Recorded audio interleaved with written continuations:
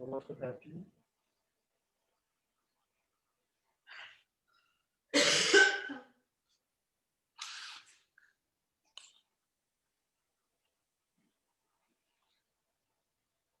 Et de relâcher le corps à son propre poids. Je vais le laisser peser.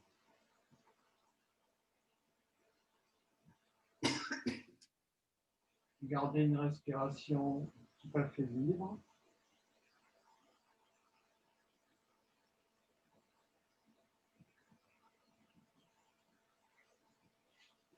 Et simplement de vous tourner vers l'intérieur et d'essayer de rester au contact de la perception du corps, de laisser ce corps se détendre, se relâcher sous l'action de son poids, prendre le temps de détendre tous vos muscles, tous les traits de votre visage.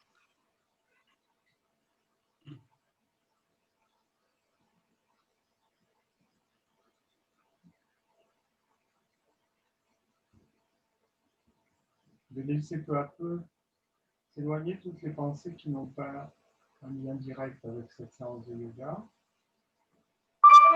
le moment présent.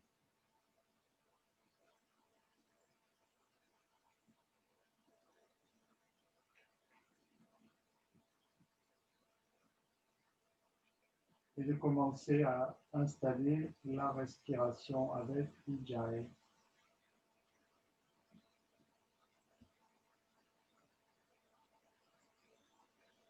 Et commencer à étirer le souffle.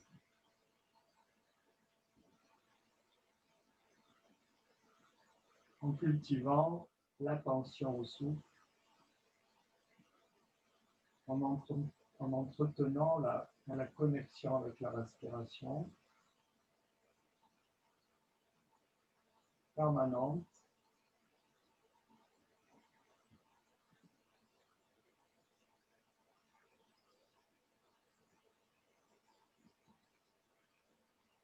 Le contact avec ce mouvement de vie.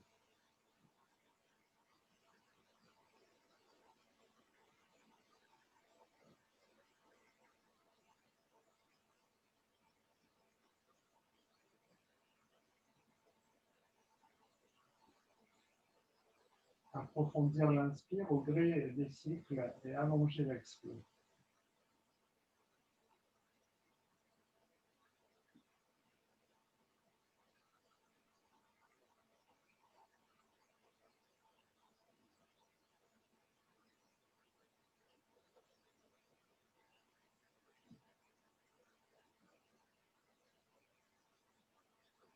Allez jusqu'à une dernière expiration avant de relâcher le contrôle du souffle.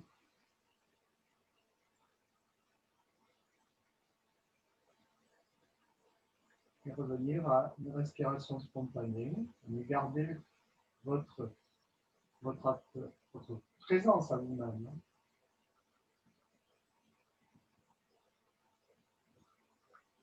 On va replier les jambes et peut-être rouler par le côté ou basculer vers l'avant pour venir se placer debout. Oui, j'ai oublié de vous dire, vous aurez peut-être besoin d'une sangle. Je vais la chercher tout de suite pour ma part. Avant qu'on commence, comme ça, ce sera fait. Une sangle suffira.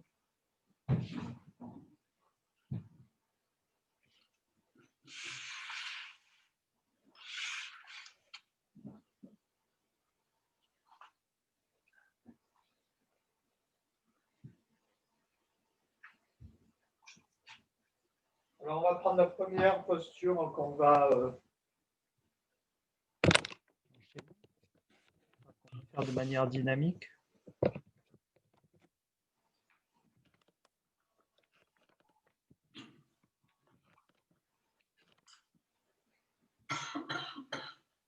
Juste travailler sur l'ouverture du haut de la colonne. On va placer les gros orteils en contact, même si vous ne les voyez pas, et les talons un peu espacés. On va garder la bascule du bassin, rétroversion du bassin vers l'avant. On travaille juste l'ouverture du haut la cage thoracique, principalement la partie au-dessus de la poitrine, la partie pectorale. En inspirant, on tourne nos paumes de main vers l'extérieur et on soulève doucement la tête. On amène bien l'air jusqu'en haut, sous les clavicules. Et en expirant, on enroule doucement la colonne en croisant les poignets dans le dos. On tire le front vers les genoux. On déroule en inspirant, on reprend.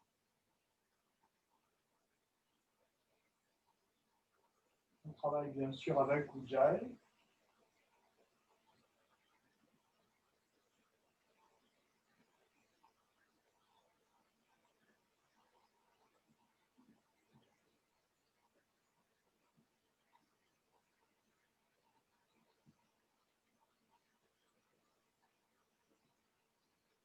Une dernière inspire, juste dérouler la colonne. On va ensuite garder la posture Uppa Mukha Samastiti pendant 3-4 respirations en statique. On va simplement entrelacer les doigts, essayer de bien tendre les bras derrière le dos, tourner les coudes l'un vers l'autre pour ramener les omoplates proches l'une de l'autre en fait. Et on va chercher en inspirant à éloigner les bras. Ça c'est à la mesure de chacun. On ne pousse pas le bassin en avant, mais on soulève doucement le visage.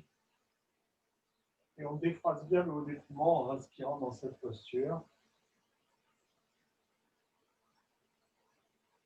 En gardant les yeux ouverts, légèrement orientés vers le haut.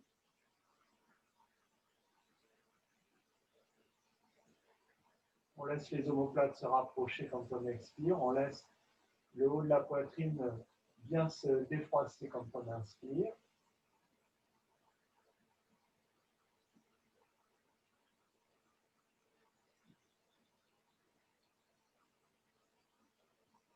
À l'expire, on peut relâcher la posture.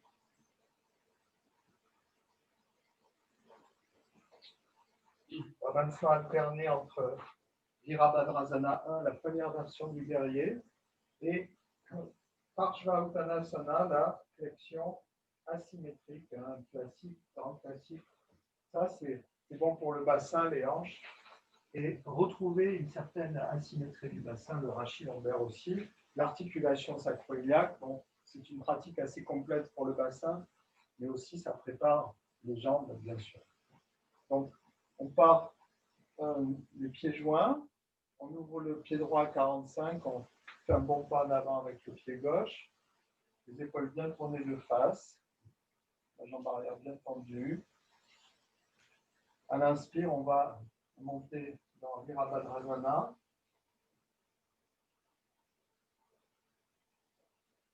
Et à l'expire, Parshva-Uttanasana.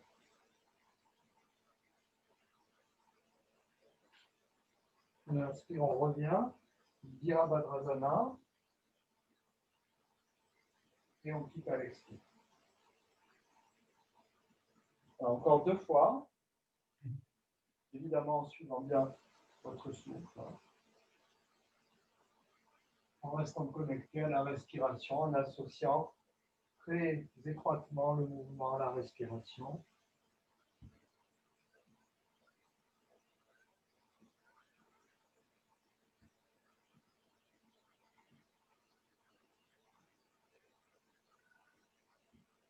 Encore une fois, je vous laisse faire parce que je me suis cassé l'orteil samedi et j'ai un petit peu mal quand je prends appui sur le pied. Encore un cycle pour vous, tranquillement. D'ailleurs, je constate que le yoga favorise la capacité de résilience de réparation du corps. Parce que normalement, un orteil cassé, c'est 3 semaines. Et là, ça fait 5 jours, et 6 jours, 5 jours. Et j'arrive à marcher sans douleur. Allez, vous pouvez rapprocher les 2 pieds.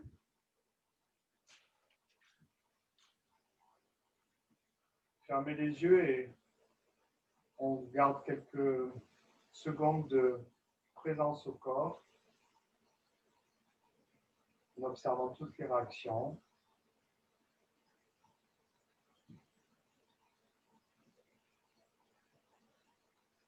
On va faire la posture de l'autre côté, enfin la séquence de l'autre côté, pied joint, pied gauche ouvert cette fois, 45, pied droit en avant. Vous faites le même pas. Et je répète chaque fois, mais on n'insiste jamais assez. Si vous avez un côté plus difficile que l'autre, travaillez un petit peu plus longtemps pour équilibrer. On a toujours, en général, si vous êtes bien à l'écoute de votre corps, un côté qui demande un peu plus de travail parce qu'il est moins souple, parce qu'il est plus faible, parce qu'il est moins stable, etc. Donc, épaule de face. Inspire, Virabhadrasana. Expire. Uttanasana. Inspire à nouveau, Virabhadrasana. Expire en quitte. À votre rythme, encore au moins 2 fois.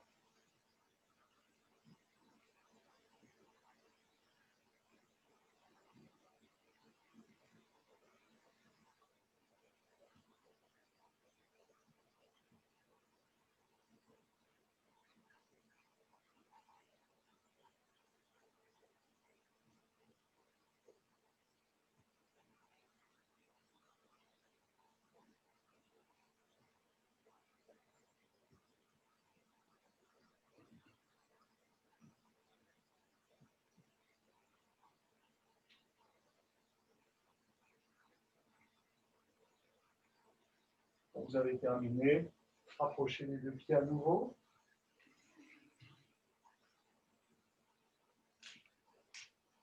On relâche.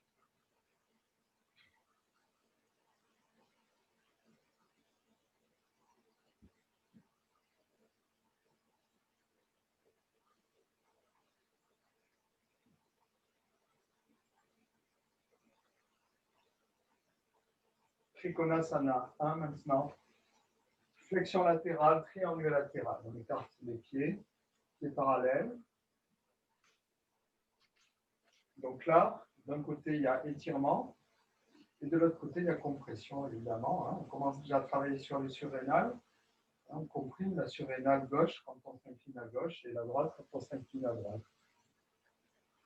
Et on commence à travailler sur l'étirement et la faculté aux intercostaux de s'étirer.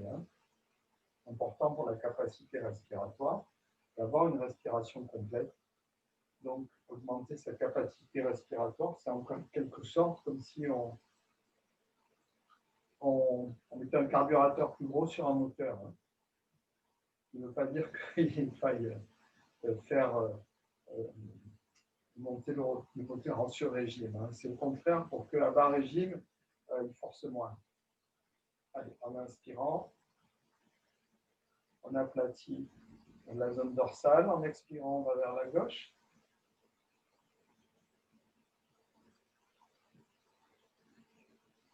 Inspire. Aplatissement de la zone dorsale, bras vers l'arrière, expire vers la droite. Donc vous le faites encore 3 fois de chaque côté, en essayant chaque fois de progresser un peu plus, d'amener votre main plus près du pied, en favorisant la fermeture des côtes, en étirant un peu plus le bras vers le haut.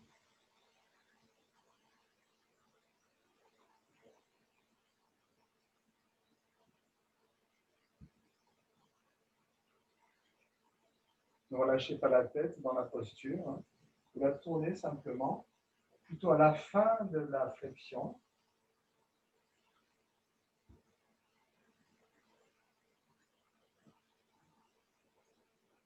On commence toujours par le bas de la colonne, on termine le mouvement par le haut de la colonne.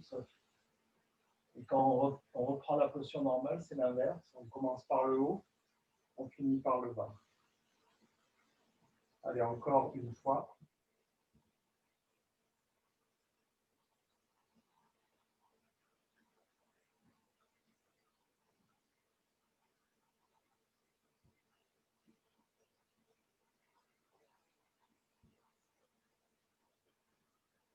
Les bras baissés sur les.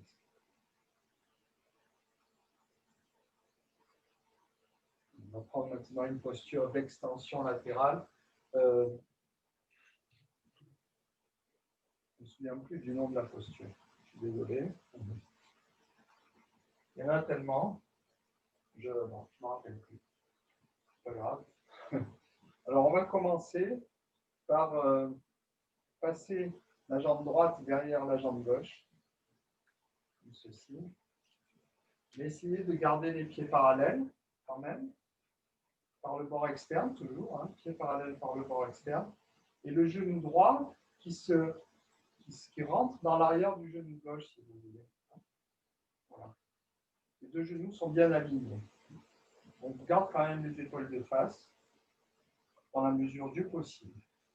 On va placer la main gauche sur la hanche gauche. Dans la main droite, on va placer le mudra, le Jnana Mudra, avec l'index à la pliure du pouce droit, comme ceci, et les trois autres doigts en contact et tendus. On va monter à l'inspire, le bras droit. Et à l'expire, on va s'incliner vers la gauche. Toujours en gardant le mudra. Et on va tourner le visage vers la droite en regardant sous le bras vers le haut. On va garder cette posture pendant 3-4 respirations.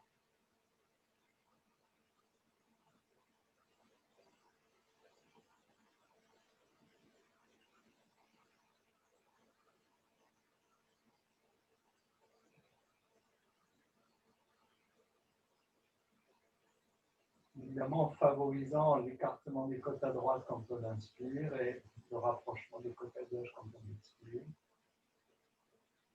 On étire aussi le fascia lata dans cette posture, enfin, les muscles qui sont reliés au fascia lata, qui est le fascia qui est à l'extérieur de la cuisse droite.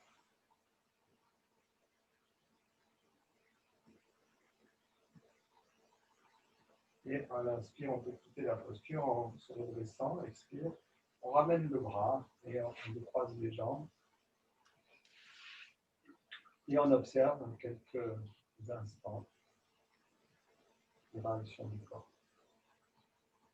Alors ce fascia, je l'avais un peu étudié en détail. Il est responsable de certaines douleurs lors de la marche en particulier. C'est bon de l'étirer particulièrement pour les gens qui font de la marche. Et on ne l'étire pas souvent. Hein. On a l'habitude d'étirer les jambes dans ce sens, l'arrière de la jambe. Mais le côté, comme ça, à travers des postures comme ceci, c'est peu fréquent. C'est bien de faire un petit peu le tour quand on fait du yoga pour travailler sur l'ensemble du corps et négliger aucune zone. On fait la posture de l'autre côté. Donc maintenant, c'est la jambe gauche qui passe derrière la jambe droite. Voilà. Les deux genoux bien, genou gauche calé dans le creux du genou droit. Bord externe des pieds parallèles. Hein. Les pieds sont décalés, c'est normal. On va étirer l'autre. Main droite sur la hanche droite. Le mudra dans la main gauche. Inspire, on monte le bras. Expire, on fait notre flexion. Donc on augmente le poids du corps sur le pied gauche. On tourne le visage vers le haut, on regarde sous le bras gauche, on respire profondément dans cette posture.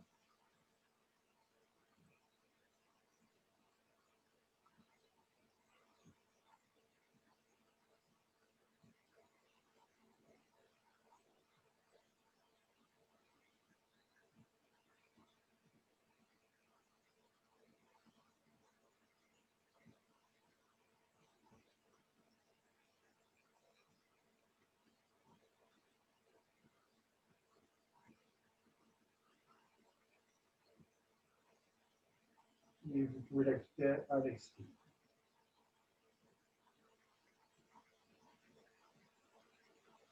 Et on ramène les deux pieds côte à côte.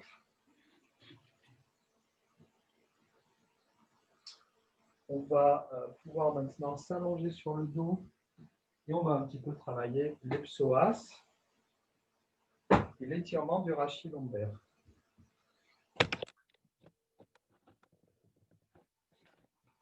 Donc je me mets moi une surélévation pour mes pieds pour adoucir le mouvement pour mes lombaires.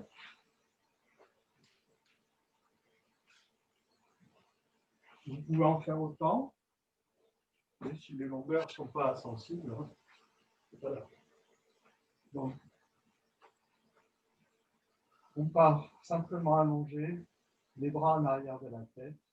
Alors, la même chose, quand vous montez les bras, ne montez pas les clavicules, hein, gardez les clavicules loin des oreilles. Il y a la bonne façon et la mauvaise façon de monter les bras. Hein. Là, si je fais ça, par exemple, je rentre la tête dans les épaules, mes bras montent, mais mes épaules montent aussi. Hein. Donc, il faut monter les bras en gardant les épaules basses. Vous voyez, hein, deux positions des épaules pour la même position des bras. Hein. Donc, gardez les épaules éloignées des oreilles. C'est important pour éviter des inflammations des tendons à la longue et en vieillissant surtout. On part comme ceci. Et en expirant, on descend les deux bras et on monte la jambe droite bien tendue. En inspirant, on pointe les orteils, on ramène la jambe et on monte les bras. Et on fait de l'autre côté. Expire. Inspire. Encore 3 fois de chaque côté.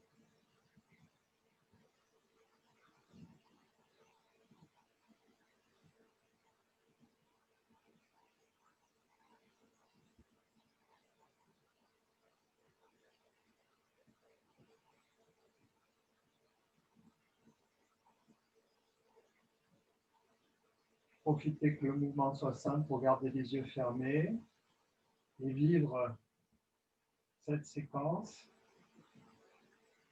avec une conscience globale du corps et du souffle qui sont étroitement liés.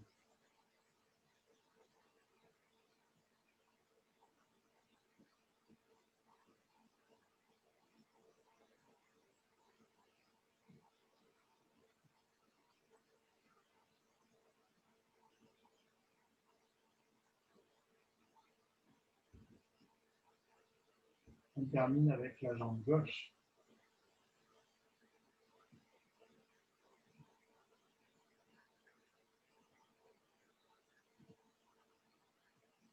Et sur l'expire, on peut ramener les bras le long du corps.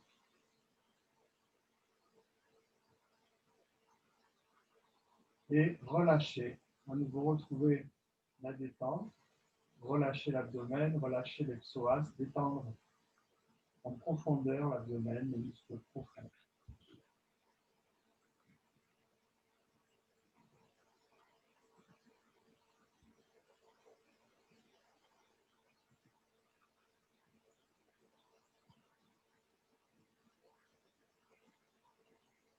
Et on va aller maintenant vers cette posture donc de Jatara Parivriti 1. Dans cette posture, vous essayerez, alors je ne vais pas mettre le métronome pour pas que ce soit trop rigide, trop rigoureux. Vous essayerez de faire inspire, expire pendant le même temps que l'inspire, et puis une rétention poumon vide, si c'est possible également de la même durée. Hein. C'est-à-dire par exemple 6 d'inspire, 6 d'expire et 6 poumons vides, si c'est possible, sinon vous ajustez à votre niveau. Dans la posture, pendant environ 6 respirations. Alors cette posture de Jatara Parivriti, c'est une posture, c'est la posture vraiment qui travaille sur les surrénales.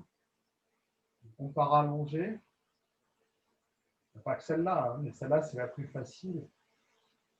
On ouvre les bras en croix. Alors tournez vers les paumes de main, tournez vers le bas. Et en expirant, on va diriger nos deux pieds en marchant, en percutant les talons vers la gauche. On va aller au maximum. Et puis après, on place le pied gauche sur le pied droit, sur le pied gauche. Le tendon d'Achille du pied droit coincé entre les deux orteils du pied gauche, si c'est possible. Hein. Et vous tournez doucement la tête vers la droite, le visage en direction de la main droite. Et là, vous commencez votre respiration. Donc, inspire, expire et rétention à vide avec Ujjayi.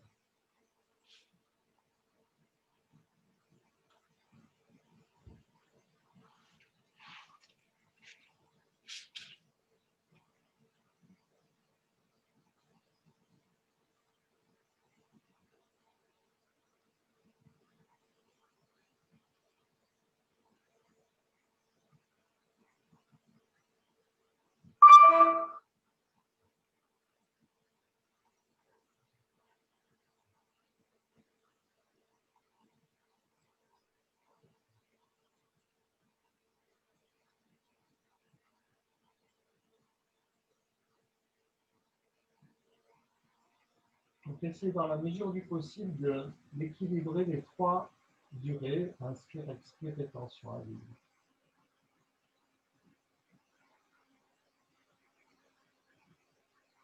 Plutôt la conscience de la partie droite du corps quand vous inspirez. Et plutôt la conscience de la partie gauche du corps quand vous expirez.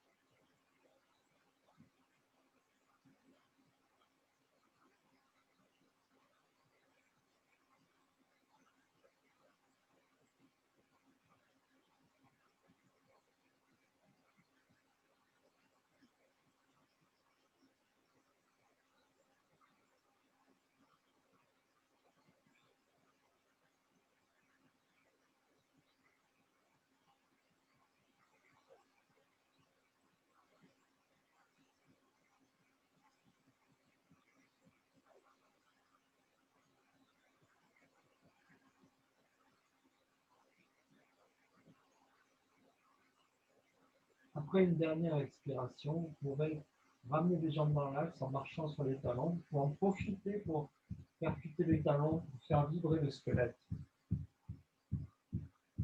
C'est bon pour maintenir la densité osseuse. Une fois que vous avez retrouvé l'axe, vous passez à Apanasana et on reste quelques instants dans l'observation du corps.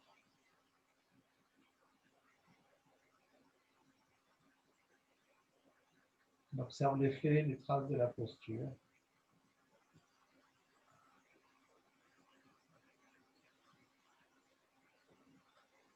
Notamment la différence d'énergie présente à droite et à gauche, surtout au niveau du buste.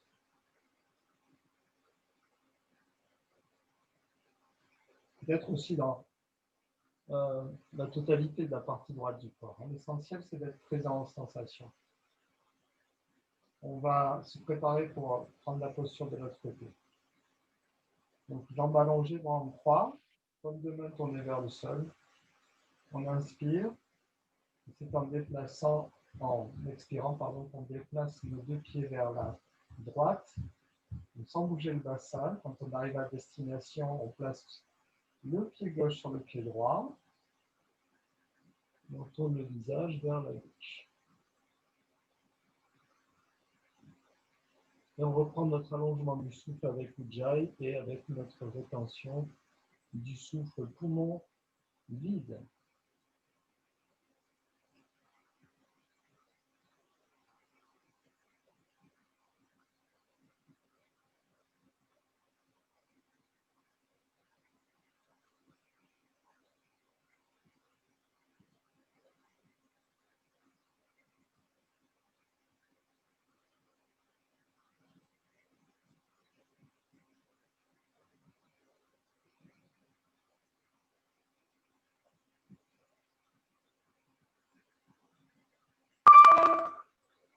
Évidemment, inspire avec la conscience de la partie gauche du corps, expire avec la conscience de la partie droite du corps.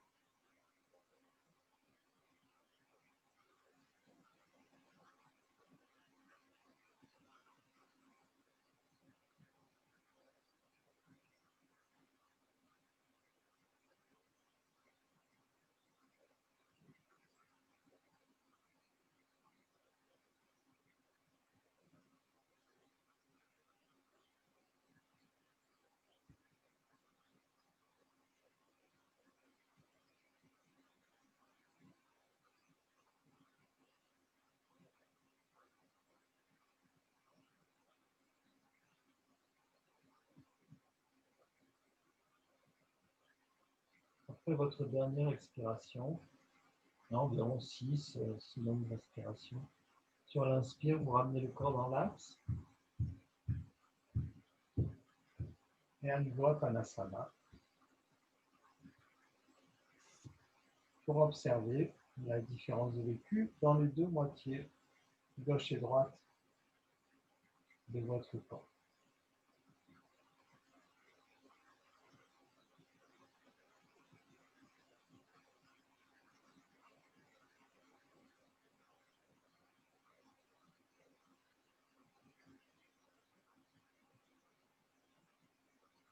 On va maintenant peut-être utiliser la sangle, sauf pour Émilie. Je pense qu'elle n'aura pas besoin de sangle pour cette posture. Ça va être Supta Padangusthasana, la pince couchée, tout simplement. Et là, donc, dans cette posture, je vous propose d'essayer de ne pas trop raccourcir l'inspiration et d'allonger à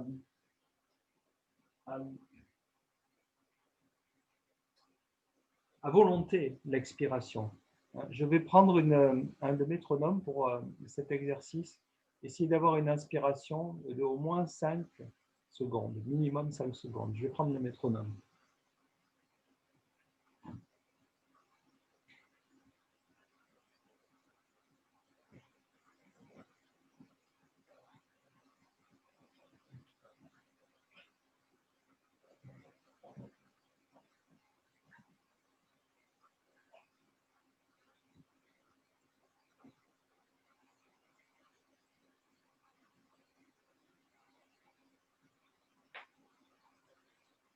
Voilà, vous vous installez dans la posture, donc, dos bien plaqué au sol, avant, sur l'inspire, d'étirer les jambes vers le ciel,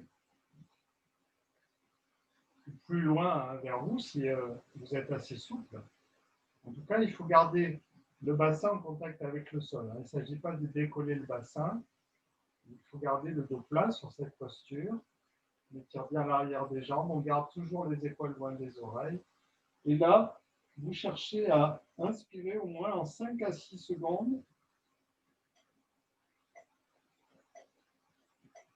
Et vous allongez l'expiration à volonté.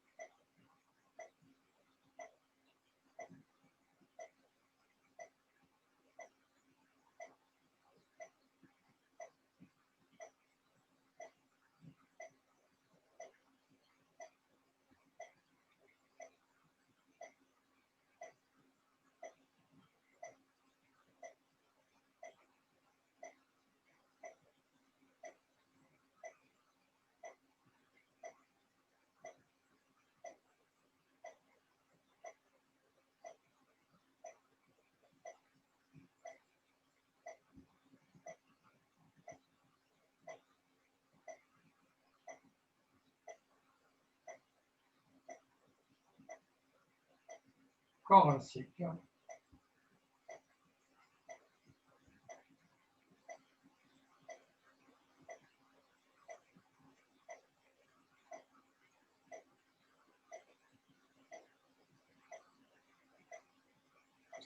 Et c'est à l'occasion d'une expiration que vous quittez la posture. Il faut alors placer les pieds à plat, espacer ses pieds pour laisser les genoux s'appuyer l'un sur l'autre.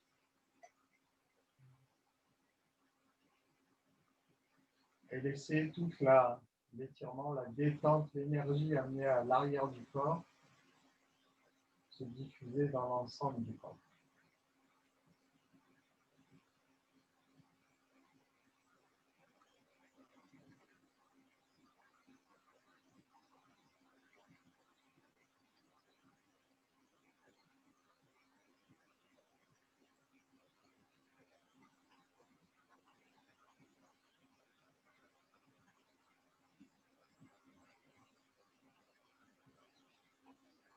Bien, vous pouvez repasser en assise. On va juste faire la contre-posture.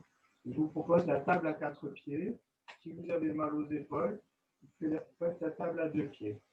Vive à l'apitam. Je vous rappelle, la table à 2 pieds, c'est ça. Quand on soulève, on garde les épaules au sol. Table à 4 pieds, c'est la même chose, mais on n'est pas en appui sur les épaules, on a un appui sur les bras. Donc, on part avec les jambes pliées, à peu près 90 degrés ici, entre les cuisses et les jambes. Les bras, on appuie les doigts vers l'avant, et toujours les épaules, évidemment, les poignets bien plantés dans le sol pour que les clavicules restent loin des oreilles.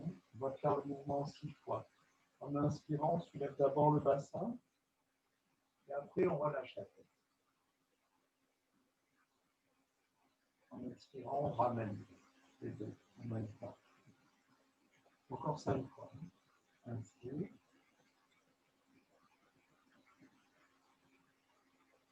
Et expire. Encore 4 fois.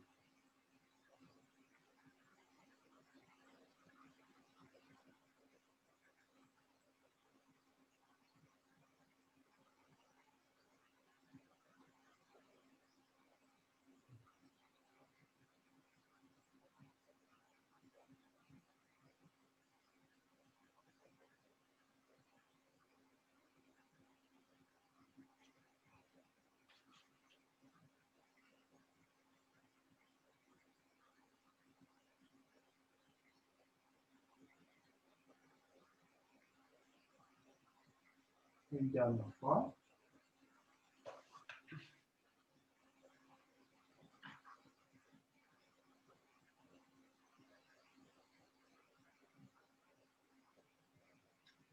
Et puis vous pouvez vous allonger en Shavasana, le temps de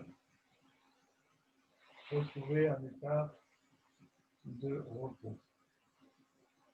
Soufflez.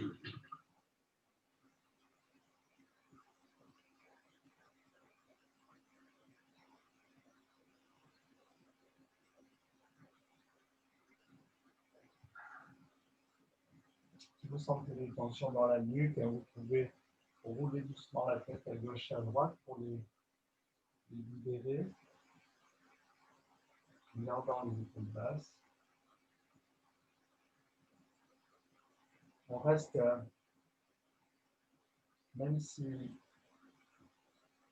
on n'a pas de contrôle sur la respiration du corps, on reste présent au corps qui respire.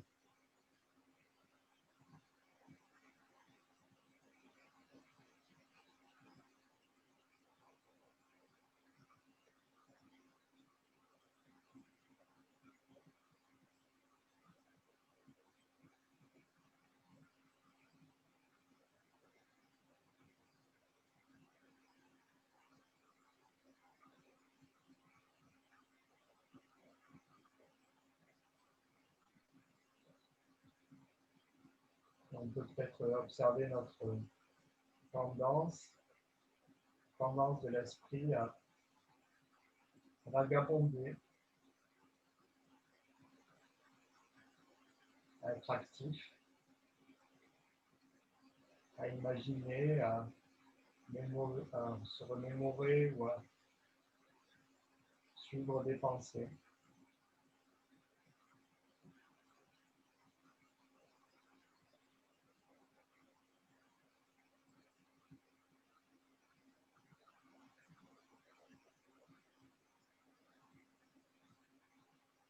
Et on peut ensuite se préparer pour le pranayama. Donc, couvrez-vous, préparez votre assise, replacez les chaussettes si vous en avez, replacez vos pulls, etc.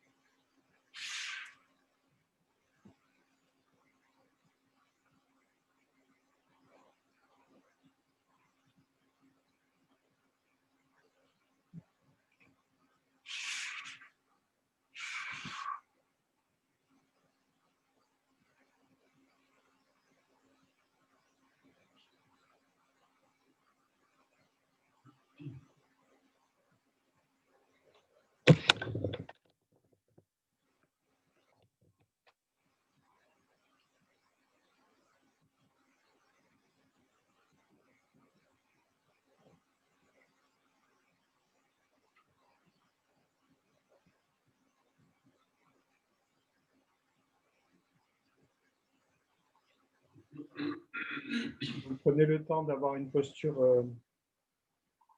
de vous installer correctement dans votre posture. Hein. Alors, je vous propose ce soir Nadi Shodhana, la respiration alternée, basiquement, elle ne présente pas de difficultés techniques, ce pranayama. C'est simplement inspire par une narine, expire par la narine opposée chaque fois. On réinspire par la narine par laquelle on a expiré, on expire par le... Hein, donc, on change de narine au moment où on expire. Hein, je le dis surtout pour Patrick et Sylvie qui n'ont peut-être pas trop l'habitude des pranayama. On change de narine quand on expire, seulement. Hein, seulement à l'expire. On ne place pas Ujjayi à aucun moment. Une des difficultés de ce pranayama vient du fait qu'on doit en permanence garder, hein, il n'y a aucun moment où on respire par les deux narines. Donc, la main ne se repose pas, donc l'épaule ne se repose pas. Si jamais vous sentez des tensions dans l'épaule, hein, ça commence à devenir douloureux, vous faites une pause dans le pranayama tout simplement. Vous posez votre main, vous respirez quelques instants par les deux narines. Quand vous sentez que l'épaule est reposée ou détendue, vous reprenez le pranayama. Parce que des fois, rester pendant plusieurs minutes comme ça, ça peut engendrer des tensions qui peuvent devenir assez problématiques. Donc ça, c'est une des choses. L'autre chose que je voulais vous dire, c'est que le pranayama, comme vous le savez, et surtout celui-ci, Nadi Shodhana, agit sur le nettoyage énergétique enfin, sur le nettoyage des deux principaux circuits énergétiques classiques de notre corps que tout le monde a, hein, à savoir la nadi Ida et la nadi qu'on appelle Pingala. Mais ces deux nadis, la tradition, elles démarrent des pastilles olfactives qui sont au fond de nos fosses nasales. Ce sont un groupe de cellules très sensibles, donc sensibles aux arômes. Et la nadi partirait d'ici. Donc c'est assez important de bien pincer le nez, pas trop bas, mais vraiment dans la fosse nasale, pour en quelque sorte que l'air passe vraiment sur ces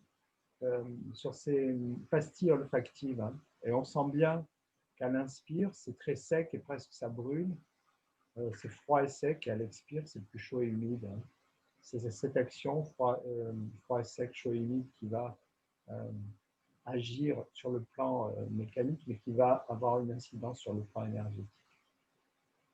C'est d'ailleurs certainement pour ça que quand on est enrhumé et que toute cette zone est bouchée, hein, par les sécrétions des muqueuses, qu'on a le rhume, comme vous le savez, hein, on est complètement apathique. Hein.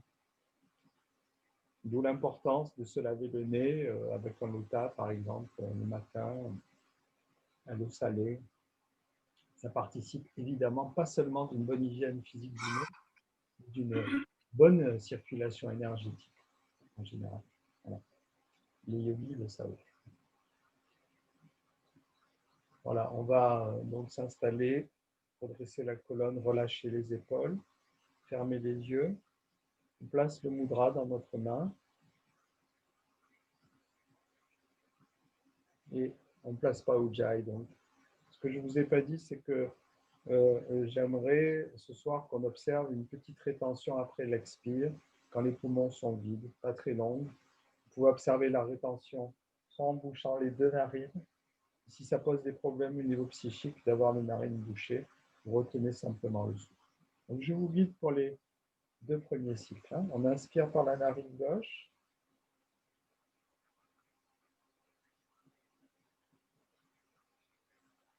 On expire par la droite.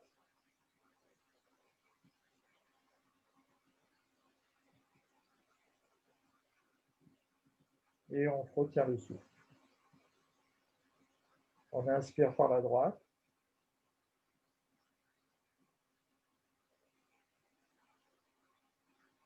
On expire par la gauche.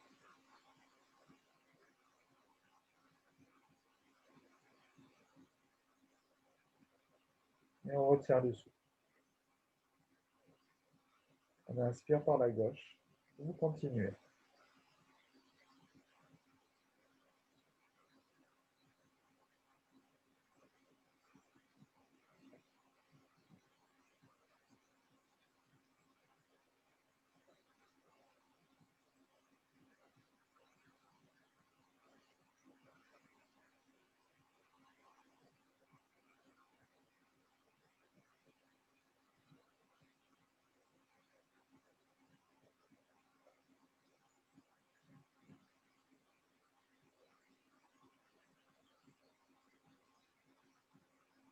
Gardez le visage impassible, détendu.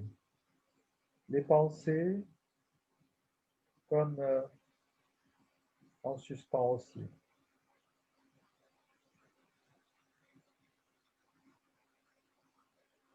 Et toute votre attention, tous vos sens sont associés au souffle, à toutes les sensations qui accompagnent le souffle.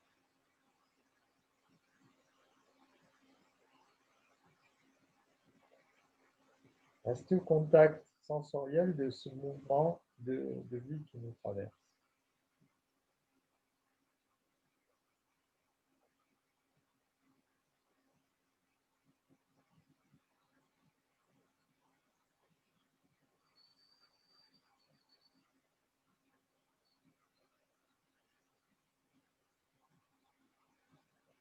Une petite rétention après chaque expire. Je rappelle qu'on change de narine au moment d'expirer seulement.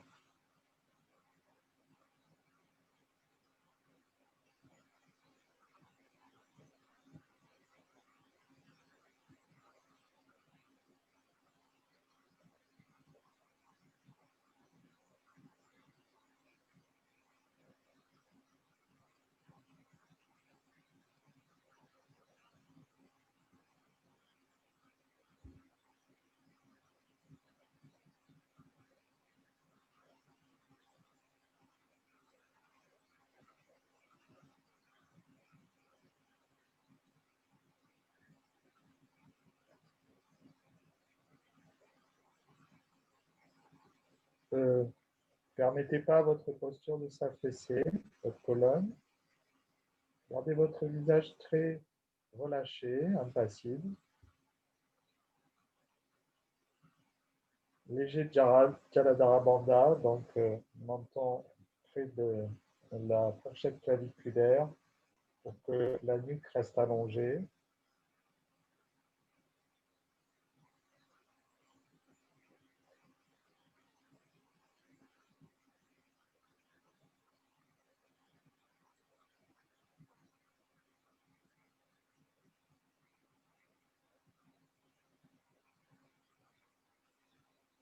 Vous allez faire encore 2 cycles complets.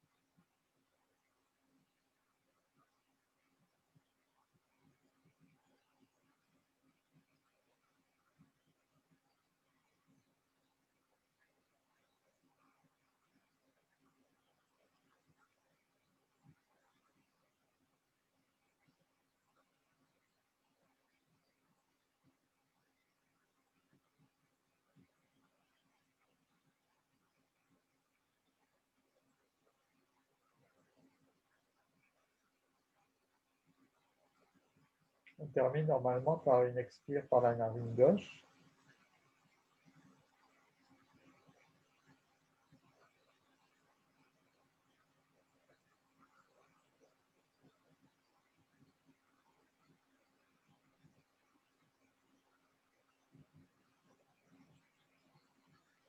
Et ensuite, vous pouvez relâcher le bras. Retrouver une respiration spontanée par les 2 narines.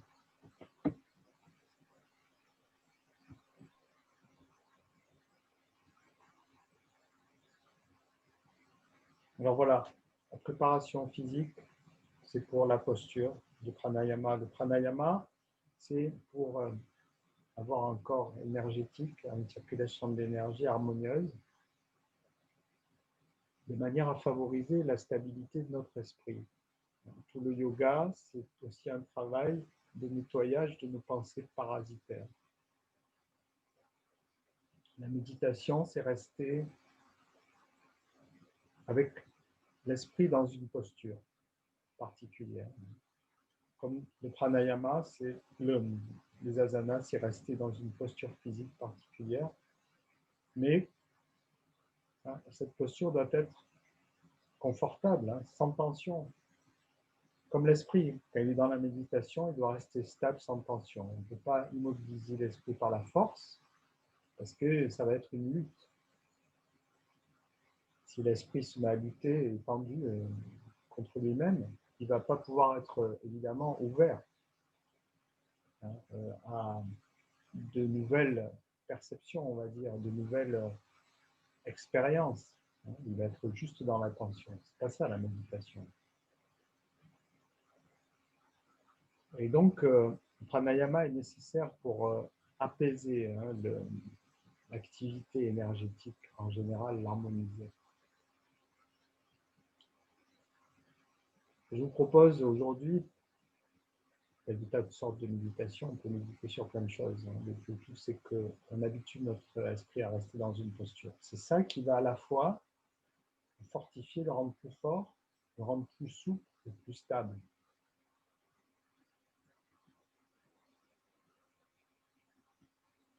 Je vous propose de méditer sur un mantra, parce qu'un mantra, on remplace en quelque sorte nos pensées parasitaires par la répétition du mantra. Et en fait, le mantra nettoie notre mental. Évidemment, l'esprit va se tendre au départ, parce que l'ego est en danger, parce que c'est l'esprit qui entretient notre ego, c'est nos pensées qui entretiennent notre ego.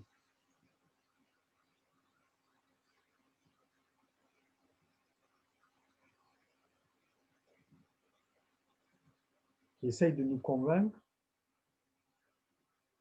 de son existence, qui entretient son existence. À partir du moment où on va commencer à répéter un mantra, l'ego va se sentir en danger. Qu'est-ce que je deviens, moi?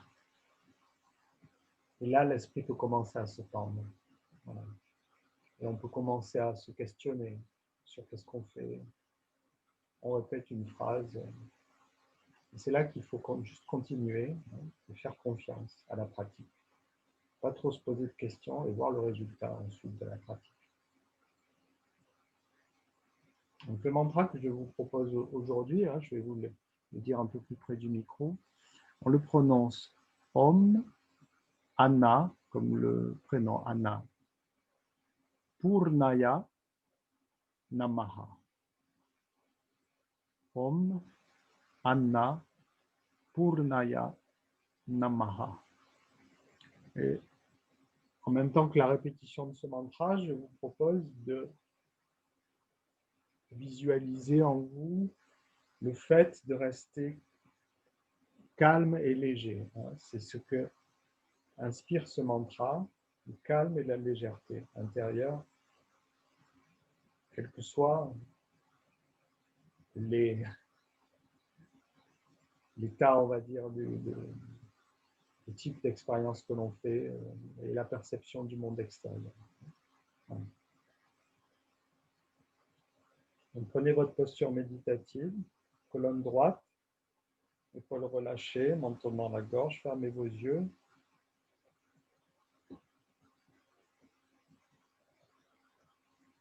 Et commencez par émettre ce souhait,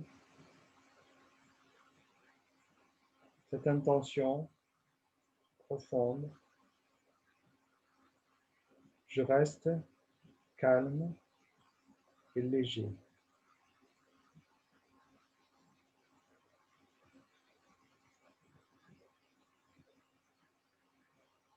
Un mantra, c'est comme une graine que l'on sème. À force de répéter, c'est comme si on l'enfonçait dans l'esprit profondément. Et puis elle va germer. Ou pas. Mais tout le travail de la répétition du mantra, c'est d'enfoncer la graine. La graine fera son travail après. Si on arrive à contrôler, plutôt que de subir ce qu'il y a dans notre mental, on change notre vie, tout simplement. Notre vie change complètement. Donc on a ce pouvoir.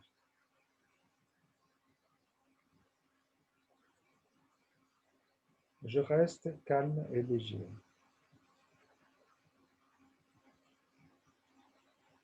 Et pour susciter, inspirer, favoriser, on va répéter silencieusement chacun le mantra associé à cette idée de rester calme et léger. Om Purnaya, pardon, Om Anna Purnaya Namaha. Om Anna Purnaya Namaha. Om Anna Purnaya Namaha. Je reste calme et léger. Poursuivez la répétition en restant dans la visualisation de ce calme et de cette légèreté.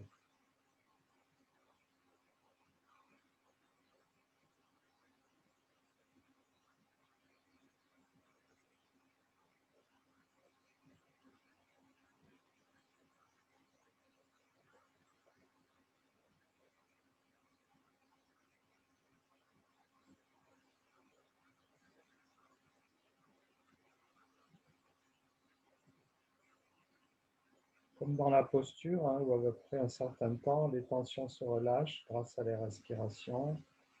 Laissez votre esprit aussi se relâcher.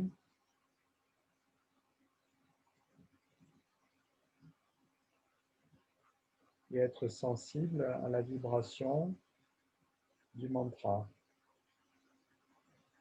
Om Anna Purnaya Namaha.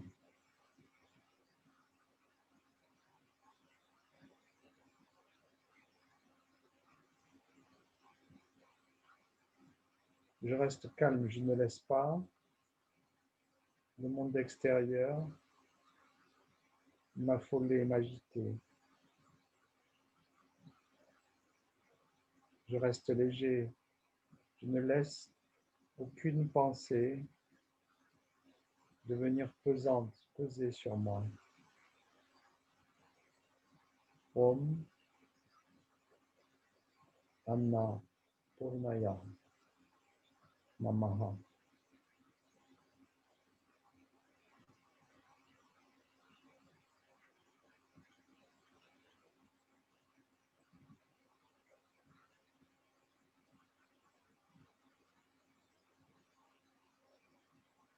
Je laisse mon esprit être envahi du pouvoir vibratoire du mantra.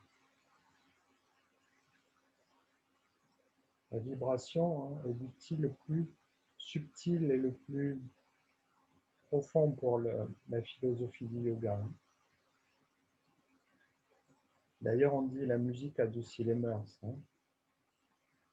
Faut-il que la musique ait un pouvoir extrêmement puissant pour adoucir les mœurs.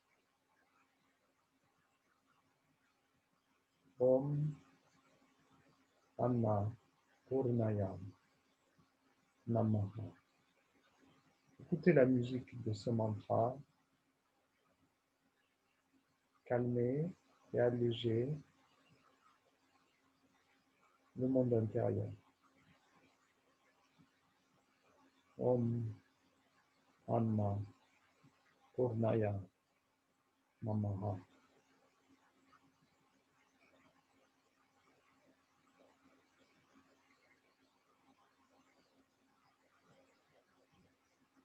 Ne le répétez pas avec trop de lourdeur.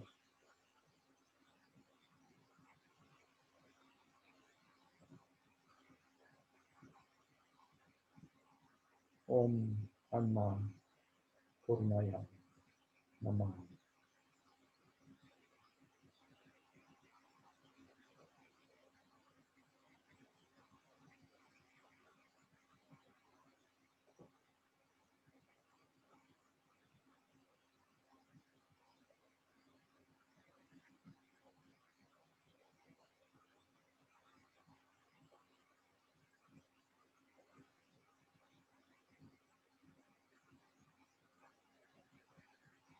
Vous pouvez ensuite cesser la répétition du mantra.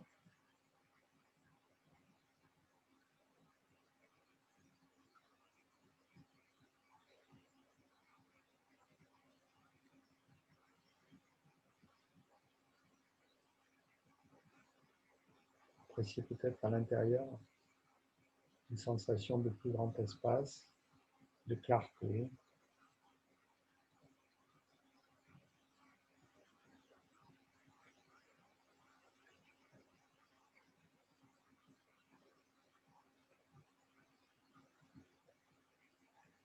De quiétude, de détente.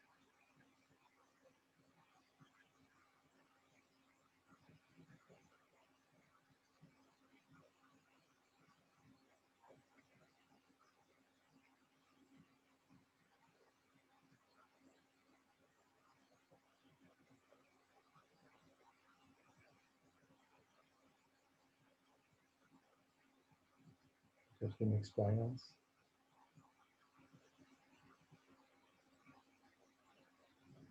du fait simplement de vivre, plus nourrissante,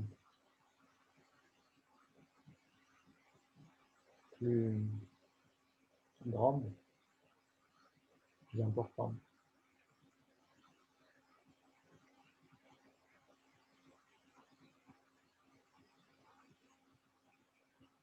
Un sens qu'on découvre simplement dans le fait d'avoir une conscience de vivre.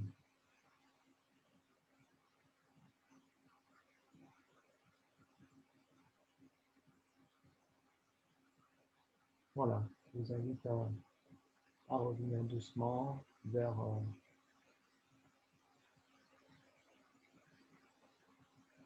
le monde extérieur, à sortir de votre état méditatif, tranquillement. Vous pouvez vous étirer, bailler, soupirer.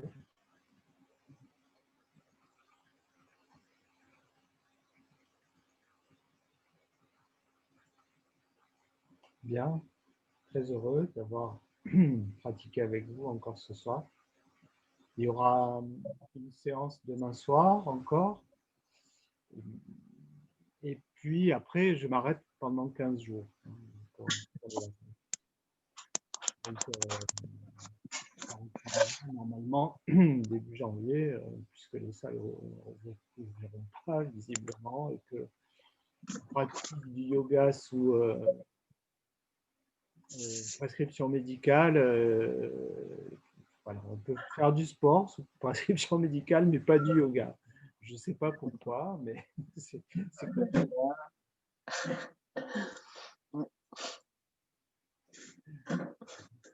Bon. Merci en tout cas de votre présence, de votre écoute. Passez de bonnes fêtes si on ne se voit pas demain. D'accord. Merci Olivier. Bonne santé, tout ça pour moi. Merci beaucoup. Tu reprendras les cours en Zoom après, à la rentrée? Oui. Oui. Qu'est-ce qui me parle? C'est Émilie? Émilie. Oui, oui, oui, je reprends à la rentrée les cours en Zoom, bien sûr. Oui, oui. D'accord, tu nous envoies un mail et tout ça. D'accord. Oui, oui, je vous envoie un mail. La semaine de la rentrée, je reprends, mais je vous enverrai un mail. D'accord, merci beaucoup. Okay. Bonne fête. Portez-vous bien. À bientôt. Bye, Au bye. revoir. Bye. Bonne fête à tous. Merci. Merci à tous. Au revoir.